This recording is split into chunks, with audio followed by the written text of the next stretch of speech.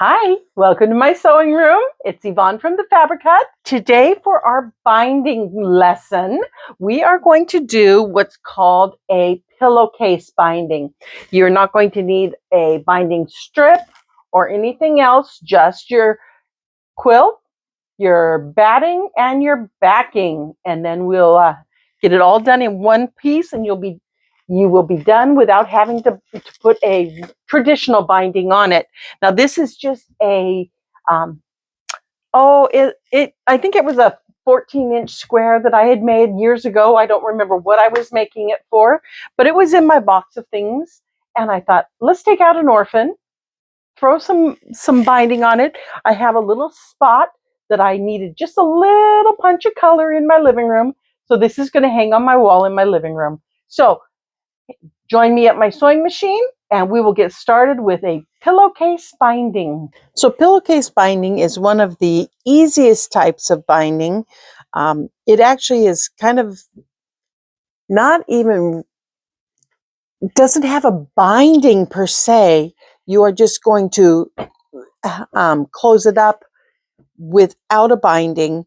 I use this a lot when I'm making pot holders or sometimes even table runners, placemats, things where I don't want to spend a lot of time binding them, and that I just want a real nice, crisp finished edge. So with a pillowcase binding, you are going to have your back fabric and your batting on the bottom, backing fabric face up, and you're going to put your quilt top. This is just my little purse here. We're going to put it face down on top of the backing. And I'm not worried about lining it up with my batting because my batting is rough cut. I want it lined up with the backing fabric because that I know is the right size. Okay, so I'm just smoothing it down. If it were a project much bigger than this, I would come in and pop a couple pins in it just to make sure that it stays where I want it to be. You notice I'm putting them far enough in that I'm not going to have to worry about taking them out while I'm sewing. But I put that one a little close. There we go. Just enough to hold it steady while I'm going so I don't have a lot of movement. Now, I do like to put on my walking foot when I do this sometimes. But if it's a small thing like this, you can get away with just your regular foot. Okay, so we are going to now sew all the way around the outside edge of this quilt with the exception of an opening. So I need to find my little pen here. Okay, so I want to leave, with a project this size, about a 3-inch opening is fine. Bigger projects, you want a little bit bigger, but this one I'm going to leave an opening from right here to about right there. And that's going to give me plenty of room to turn it right side out through that opening. So, okay, here we go. So when we do this, there are a couple little tricks for doing a pillowcase binding. When we turn it right side out, we are going to have to get this opening to close up nice and neatly. And in order to do that, before I even start, I go and do one little bit of preparation. What I'm going to do is sew like 1/8 of an inch in from the edge of this fabric in the center of my opening. I can go farther. I just want to make sure I get the whole opening in there. Okay, so I have that now. What I've done basically is I have tacked the quilt backing to the batting. So when it turns, those are going to be one piece and it'll make it lay smoother. Now I want to now prep the top piece to close up in a nice straight line. I obviously can't sew there because that closes it up, but I can deal with my 2 little notches. And what I'm going to do is, instead of just starting to sew this way, I'm going to start at this notch and I'm going to sew in about 3 or 4 stitches till I'm 1/4 of an inch in. I'm going to back up and do it and then come back to that point. So what that has done is that has reinforced that opening, but it's also going to help with my turning. And now I'm just going to go all the way around, lining up with my quilt top and come 1/4 of an inch from the edge. You can sew off and restart if you want. I'm going to stop here. I'm going to actually stop because I have on the wrong foot. I have on the 1/4 inch foot with the guide, and you see it's catching in my batting and it's kind of moving things around. So I'm going to just take that off. I'll just put on an open toe foot so you can see. Now, is this measurement, the 1/4 of an inch, is that really important? No, it is not. It is, as long as you keep it consistent all the way around. If it's a 3/8 of an inch or a little bit less or a little bit more, it's okay. You just want it to be consistent all the way around. Okay, so now I'm going up this side. Ideally, the best foot to do this with is your walking foot. It keeps this top one from moving. What's happening here is you've got your feed dogs underneath and they're pulling the fabric like this as you go, but the top one is not pulling. So it's doing this and it's shifting the bottom two, but not the top one. So the walking foot puts that extra little feed dogs on top, so there's no shifting on the top. So if you were doing anything much bigger than this, I would say you need to make sure you put on your walking foot. But with one this size, you can fudge a little bit. Okay, here we go.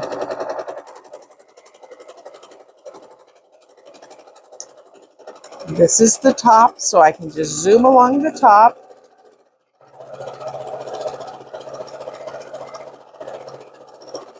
Get within 1/4 of an inch and turn. Oh, a little bit. I didn't quite get there. There we go. Pivot and continue going. You see how it's pulled a little bit over? That's the walking foot would have prevented that.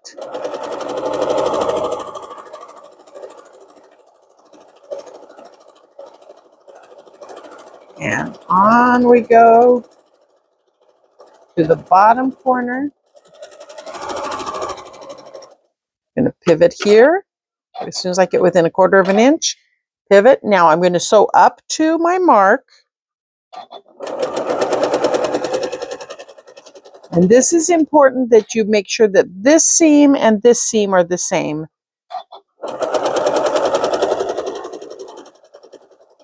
And I'm at my mark.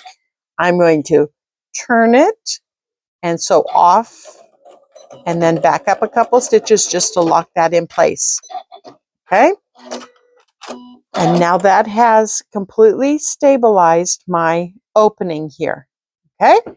So that's what I want. Now, because I have a little bit of batting hanging out here, I'm going to take a moment and just trim off this extra batting and get everything nice and smooth.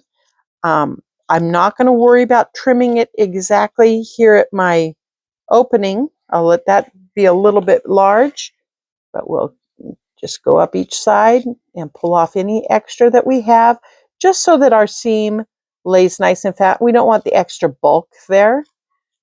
Will it hurt anything? No, but it just makes it a little less smooth. So I like to do it. And if by chance my backing fabric were darker than my front fabric, you might see it through the fabric. It'll give you a darker shadow there along the edge, and we don't want that. So, okay. The other thing I'm going to do is I'm going to trim this corner off. You don't want to trim the stitching. You want to be just a couple of threads outside of that corner, close but not all the way on it. I'm going to trim this one. Oh, I didn't get all the batting on this side done, so let's go and catch this batting here. There we go. And I think I have one more corner to trim here. Okay, we got it. Okay, we need to pull our pins because it's not going to turn well if you have the pins in it. Okay, now here's my little trick for turning things inside out or right side out. Here I have my opening. I could just reach in and grab this and pull it through and then deal with my corners later. However, if you put your thumb in your opening and go all the way up to your corner and then pinch it over the end of your finger and push it through, see how you get a really sharp corner already? I don't pull it through yet. I'm going to do that for all 4 corners. Just give it a little pinch and push. Pinch and push and get all those little corners. Oops, sorry, I'm touching the front of the camera. Pinch and push and then pull it through. And those corners will already be fairly close to perfectly pointed. You may still have to go back and give them a little bit of a little snug in. See how I have just a little bit? Take these now and just kind of go like that. There we go. Perfect corner. Like that. Perfect corner. And where's my last one? There it is. Okay, so now I have it almost all the way done. I have this opening here still. Okay, we're going to end up pressing this in a minute, but before I press, I want to get this opening as close to the same as these seams right here. Now remember we did that fold over? Look how nicely that back and bottom will fold in right there perfectly. Now, the reason we would the up and down is watch what happens when I put my finger in. It automatically just folds that top right into that 1/4 inch, just without even trying. You just put your fingers in and give it a little pop, and everything kind of goes together. And then you can take and put a couple clips. Once you have it where you want it, cut that little thread off. You don't want that sticking out, but you can always get that after you sew it if you need to. I like to put about 3 clips, whatever works best for you. Get the little clips in there. Okay, see that? And now we're going to give it a press, and we're going to press it down both from the front, just to make it nice and smooth. I'm just doing kind of a little finger press, and that's good enough. If you had, like I say, a bigger project, you might need to press it with an iron at this point, but it's laying pretty smooth. Okay, now I'm going to go ahead and put my, well, I was going to say put my 1/4 inch foot back on, but I'm not going to do a full 1/4 inch. So we'll leave this foot on where we can see it. Now, corners have a little bit of bulk, so it's a little bit hard to sometimes to get up and over those corners. So I'm not going to start right on a corner because I would struggle to get started there. I'm going to just start down a little ways. I do like to start on the side that has my clips so I can get them out of my way. So you can do this a couple of ways. If you want a true 1/4 inch seam, you're going to need to hand stitch this closed separately. But because I just want to do it all in one thing, I'm going to use an 1/8 inch seam, and that's going to catch that back and the front. And I know that the inside of this presser foot with my needle moved over to the right is just about perfect for that 1/8 inch seam. So I'm going to just sew right. Oh, you know what? I don't think I was correct. That was the setting for something else. Yep. See how I'm really, really close? Now, is that wrong? You could do it with a really, really close, but that's not what I want. And I'm going to come back and take that out in a minute. So now I need to readjust my needle. Let's see, right there. And I'm going to move my needle over to the left. There we go. Now see, it's closer to 1/4 of an inch. Yeah. Or 1/8 of an inch. There we go. That's what I wanted right there. I don't remember what I had that other setting for, but it wasn't this. Okay. Now we're coming into this opening. We've got it laid out really smooth. I'm going to put my hand in back and kind of give a little tug at the back just to keep tension on this so that it doesn't warp out of place. It's smooth, it's flat, but I don't want any movement. So I'm just giving a little tension. I'm not pulling it. I'm just giving it just the slightest bit of tension just to keep it smooth. Take out that next clip and do the same thing. If you pull, you're going to stretch it. So you're not pulling, you're just a little bit of tension. And take out the last clip. And there we go. Okay, see how I'm getting a little pucker? Give that little tug. That smooths that out. And then we're going to just go right on around, all the way around this quilt. Now, I'm at the corner. See that bulk? If I just start sewing, it's going to just kind of catch right there. It doesn't want to go through. So I'm going to take a stiletto. This is just a double pointed knitting needle.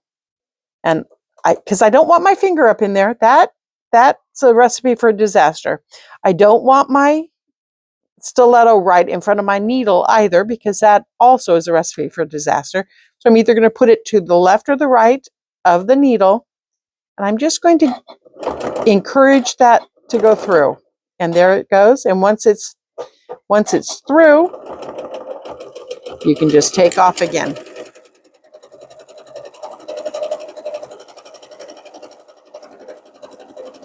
And off we go.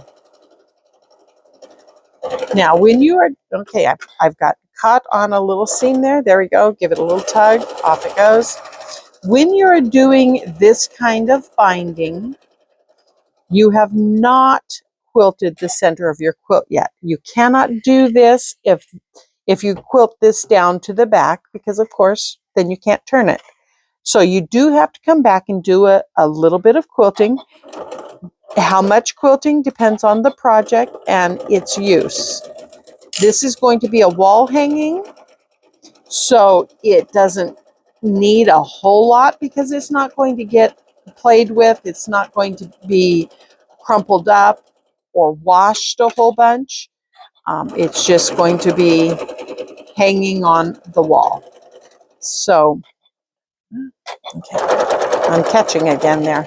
Okay. So I will be able to do a minimal amount of quilting on it once I get it sewn all the way around. All right. A little bit to the left of that needle so I don't hit it with my needle. And there we go.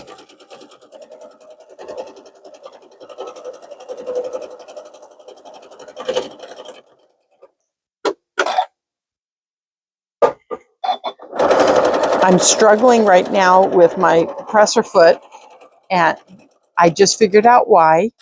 I have shoes on. I hate sewing with shoes on, but I had to go out and turn off my water in the garden. So I had my sandals on. Now I'm being more successful with my foot pedal. Okay, and we're back to where we started, and we'll just sew right into where we started. But see how if I had have started right at the corner, I'd have this little struggle right at the beginning, and I don't want that. Okay. And there we go. I overlapped about 1/4 of an inch and give it a little cut.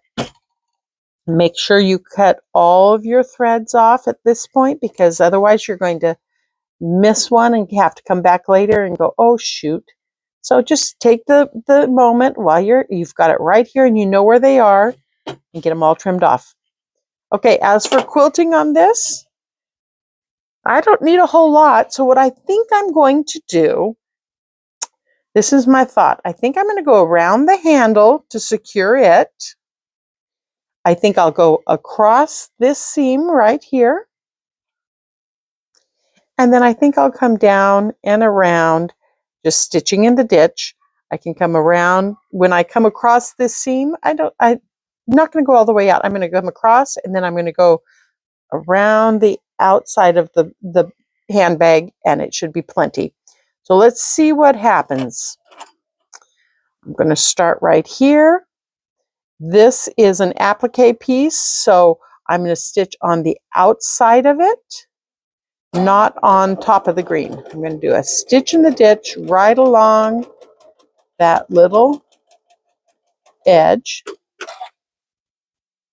And you see how nicely that is just going to get this whole quilted down. So this is the type of technique you're going to use for a small project that you feel comfortable quilting on your domestic machine.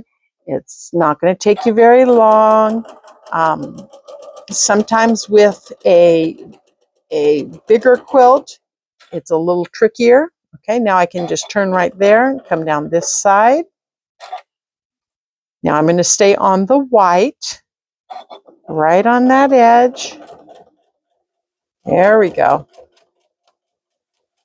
And I'm going to follow that all the way around.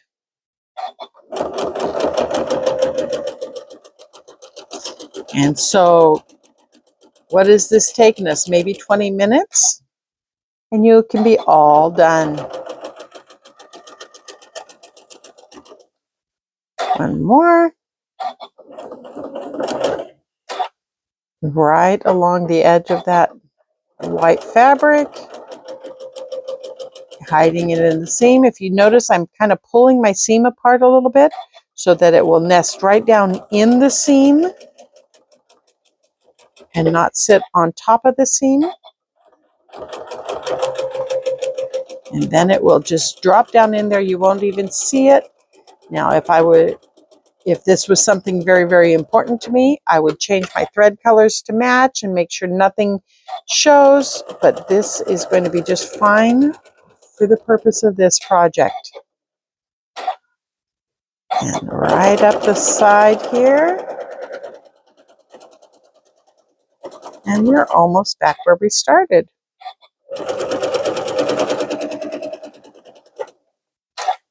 See how easy that was?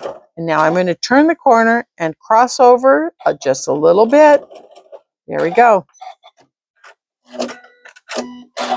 Now you get the idea. I will probably come back and finish the inside of that and come down around this, but look at the quilting on the back. It's very minimal, but it blends right in. And there you are. I'm going to do some thread trimming. I'm going to put a button right there, finish my quilting, and there's a cute little wall hanging, all done with the pillowcase binding method. And look how smooth that is.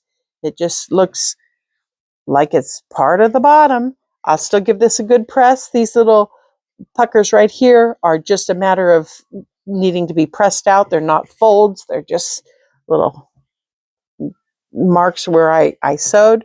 So there it is. I hope you enjoyed that. If you have any question about pillowcase binding, you can always drop a comment. Please like and subscribe to the Fabric Hut page so that we can hear more from you. You have a happy quilting day.